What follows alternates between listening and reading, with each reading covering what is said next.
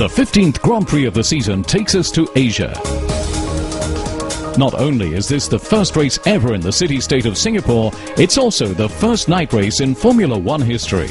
A special treat for spectators and drivers alike. So drivers should be wide awake going into turn 1, the first good chance to overtake. Around 5 kilometers long, the circuit extends around Marina Bay in the south of Singapore and is driven anti-clockwise. The biggest question mark, particularly for the drivers, will be lighting.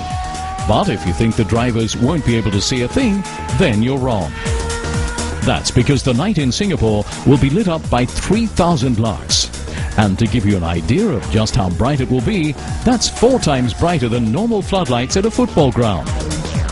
Around 15,000 light projectors provide the required illumination right across the huge city. A clear view, therefore, for the drivers and for the 100,000 plus spectators at the track.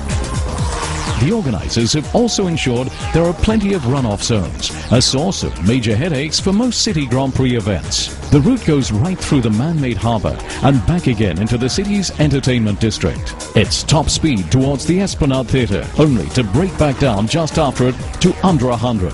However, all of this is uncharted territory for the drivers. As previously in Valencia, the teams therefore do a lot of work in advance with simulations, thus achieving the basis for the right setup. Not an easy task given all the 90-degree corners and top speeds of 300 kilometers an hour. A tough test for brakes and tires. The last turn before the finish line is a crucial point on the circuit, past the world's highest Ferris wheel, aiming to achieve a good line and top speed on the straight. And the drivers must take this corner another 60 times before the checkered flag comes down in Singapore.